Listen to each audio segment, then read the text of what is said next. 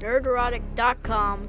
Greetings, you over 1 million awakening wonders and the 40% who haven't subscribed yet. The Captain America trilogy from the MCU is unquestionably its best, and a good argument could be made that it's the best superhero trilogy of all time, featuring the criminally underrated First Avenger, directed by Joe Johnston, followed by the Russo brothers' Captain America and the Winter Soldier, which is widely considered one of the MCU's best films, and Captain America Civil War, which isn't far behind. It's the best because it's the most consistent, and I can hear you now, Nolan fans. No, Dark Knight Rises is not a good movie. And despite my major problems with Endgame, including Steve Rogers f***ing off to the past and sitting out every major American event for the last 50 years, including but not limited to the assassination of the Kennedys, the Vietnam War, the Iran hostage crisis, 9/11, a move that is antithetical to everything Steve Rogers as a hero was all about, the trilogy holds up and it reminds you of better days. Okay, to be fair, considering who Steve Rogers f***ed off for,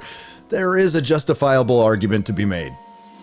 Anyway, after all that, despite the last two Captain America films completely centering around Bucky, leading to what we thought would be a redemption arc mirroring what happened in the comics, didn't. Instead, Steve Rogers handed his shield to Sam Wilson, leading to one of the dumbest decisions, of which there are many, Disney Marvel could come up with: a Captain America sequel without Captain America. Oh, but it doesn't end there, because Captain America 4 is in truth a sequel to a D+ show, The Falcon and the Winter Soldier, and the people who did watch it, which is a much smaller percentage comparatively than the people who watched the movies, aren't going to remember it. So let me remind you, what could have been an introspective show on Bucky's recovery mixed with a fun buddy cop adventure turned into a lecture on race relations in America and the evils of capitalism, with brilliant scenes like Sam Wilson being unable to get a loan for his fishing boat and a dancing Baron Zemo, featuring the villains, the mass murdering flag smashers, or as they're better described as Antifa, whose sole purpose is to keep all the stuff they stole during the blip. And don't even get me started on how much Disney Marvel screwed that one up. They are led by Freckle Jesus, who's so deified that after she's killed by Sharon Carter, because Sam Wilson couldn't do it because you don't want to perpetuate violence against women, she's carried off like some murdered messiah, which leads to, quite frankly, the only memorable thing about this show: a meme. You've got to do better, Senator. Oh, and John Walker did nothing wrong. Anyway, after this forgettable disaster, Captain America 4 was announced, and it was all downhill from there. Initially titled Captain America New World Order, this was quickly abandoned because that was a term used by conspiracy theorists, or as I like to call them, people who correctly predicted events. It was retitled Captain America Brave New World and shot in 2023 and then reshot in 2024. Almost entirely, and not because of test screenings, it didn't even make it past the internal screenings at Disney Marvel. So why is Captain African American in the news again? Well, according to rumor, there was some poor test screenings leading to more reshoots. Now let's keep in mind that 99% of the scoopers' scoops are full of poop. I mean, these are the same people who reported this banger via Daniel RPK. An untitled Marvel Studio film will reportedly start filming in the UK in fall of 2025. Why, thank you for telling us that Marvel might shoot a movie sometime in the near future. Now, they could have had some poor test screenings leading to more reshoots, or they might be just going through the normal editing process. I have no idea,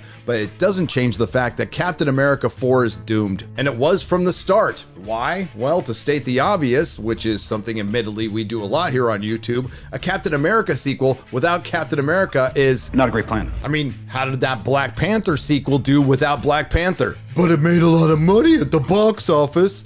And it did. It made $859 million worldwide, which was about $15 million less than Batman vs. Superman. Oh, and $500 million less than its predecessor, Black Panther, that actually had Black Panther in it. And it doesn't help that the movie sucked so much that we haven't heard a word about it since, but it did come out at a time arguably when Disney Marvel still had some shine to it. But unfortunately for them, times change, because Captain Black Falcon America Brave New World needs to do Wakanda Forever numbers just to break even due to its reported $400 million budget. Another reason Captain America 4 was doomed from the start was the entire concept of Sam Wilson being Captain America. But Sam was Captain America in the comics. My point exactly. Sam Wilson became Captain America in the mid-2010s, being a part of the ill-fated all-new, all-different Marvel. Marvel, an era that gave us race swaps, gender swaps, characters randomly turning gay.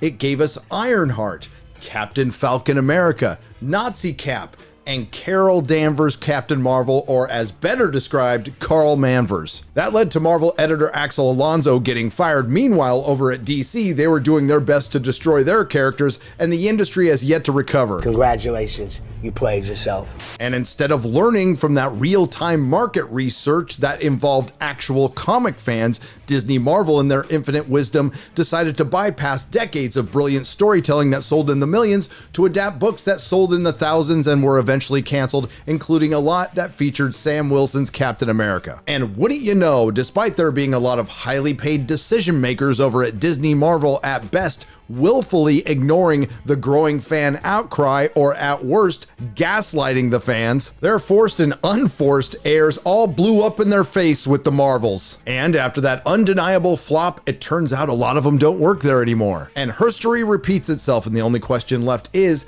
can Disney Marvel dig themselves out of a hole that Disney Marvel Comics couldn't? And yes, Disney Marvel is still in a hole despite the success of Deadpool and Wolverine, unless all the Captain America 4 reshoots include inserting Deadpool and calling it Deadpool Brave New World. I digress. The other problem with Captain African American is the entire concept of the film. Aside from the fact that his costume just looks goofy, it looks like it was designed by a 6-year-old, and what the hell happens if his shield ricochets and clips off one of his wings? And let's not forget, Sam Wilson's Falcon doesn't have any superpowers. Now, I was told by somebody at Marvel one of the biggest problems they had with the film was Sam Wilson fighting the Red Hulk. Listen, unpopular opinion, the Red Hulk is stupid. Once we found out it was, sorry, spoilers, General Ross, I was done. It was dumb in the comics, and it's dumb in the movies. Again, from somebody inside Marvel, I was told one of the problems they had was the Red Hulk punching Sam Wilson in the shield. The shield would be fine, but he would be jelly. I guess it didn't get cut because here it is on the poster. Then there's the whole problem with Sabra, the Israeli superhero who's also Mossad. Due to a conflict overseas and a conflict within Hollywood, they're forced to retcon her a little bit by almost completely changing her, which to be fair has been the only consistent thing with Disney Marvel since Endgame. Now, I was also told by my friend at Marvel that while the reshoots did improve the film slightly, it's still going to be the most expensive polished turd ever made, which at this point I'm sure comes as a surprise to absolutely no one. But this is what happens when you play the game of identity politics. And considering recent events, that era is not just gone, it's long gone. And while some at Disney Marvel recognized this, many did not, and they're gonna think that the world changed overnight when in truth, you were just forced to accept reality. Particularly in the last 15 or 20 years, when a character's mantle is passed down or their race or gender swapped, it's a combination of 3 things: avoiding rights issues, virtue signaling, and laziness. With Sam Wilson being passed the shield, it's the latter too. I got a question. Why give the second black costume superhero in Marvel Comics history, the Falcon, hand-me-downs? How is that progress? Personally, I prefer the Falcon rocking a couple of Uzis. I could see him leading the Avengers. I have no problem with Anthony Mackie. I think he's been really good, and quite frankly, he was the most charming and charismatic thing on the stage during that whole presentation at Comic-Con. And let's not forget that Captain America 4 is being released during February of 2025. Black History Month, so they can repeat the success of the Black Panther marketing, because Disney Marvel has no shame. Let me ask you this, what's a better story, having Sam Wilson as Captain America in some weird Wakandan hybrid Iron Man suit fighting random Hulk villains, or loosely adapting Brubaker's work and having Bucky as Cap fight the Red Skull? Well, it looks like one of those stories is going to lose a lot of money, and one of them might have made some. Now, I don't think Captain America Brave New World is going to be as big a flop as, say, the Marvels, because quite frankly, it has better actors. And as always, I could be wrong. Maybe it makes $1 billion, and I hope it does, because it's going to need to. But based on everything we've heard and seen so far, it's not looking good. Now, concepts like passing down the mantle have worked many times in the comics, comics, even with legacy characters like Sam Wilson, mostly because we knew Steve Rogers was coming back. But changing a major legacy character solely based on identity never works. So as Hollywood is forced to change, maybe they'll listen to the wise words of my good friend Clifton Duncan. While this was meant for multiple industries, I want you to listen closely to this one, Disney Marvel. If artists stopped focusing on what makes the classics problematic and started focusing on what makes the classics classic, there'd be way less slop to watch, read, and listen to today. If Captain America Brave New World does indeed underperform or even flop at the box office like I suspect it will be for this one reason. It doesn't have Captain America. If you want to get some engagement on X, I mean, aside from typing Miles Morales is Miles Morales, try this. Steve Rogers is Captain America, an objective truth. I don't make the rules, I just make the observations. Nerdrotic.com. If you like what you heard, please like, share, and subscribe. If you didn't like what you heard, I thank you for listening this long. I will see you in the next video.